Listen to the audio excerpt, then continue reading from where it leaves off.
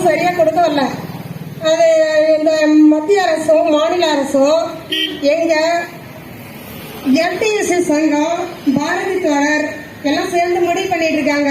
அதை எங்களுக்கு கொஞ்சம் பார்த்து சரி பண்ணி இந்த அரசு கொடுக்கணும்.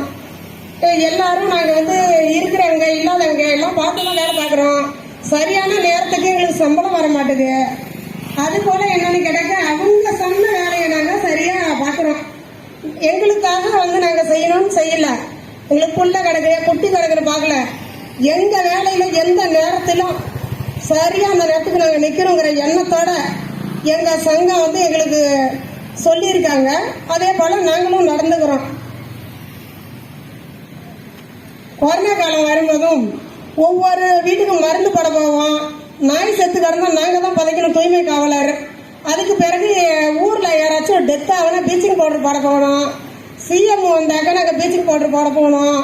முக்கியமான அரசு ஊழியர்கள் யாராச்சும் வந்தா நாங்க முன்னிலையில நின்று எல்லா வேலையும் செஞ்சு கொடுத்தாதான் எங்க மேலப்பெரும்பலம் ஊராட்சிக்கு சிறந்த பேரும் புகழும்.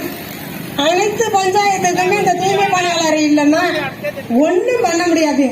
அதுக்கு தகுந்த மாதிரி எங்களுக்கு கொஞ்சம் சம்பளம் பத்திரம் மாதிரி போடணும், முன்னணியில வரணும். பார்த்து ஒவ்வொன்றும் சரி பண்ணி எங்களுக்கு கொடுங்க. இந்த அரசுக்கு என்ன தேவையோ எங்களால முடிஞ்ச ஹெல்ப் எல்லாரும் பண்றோம்.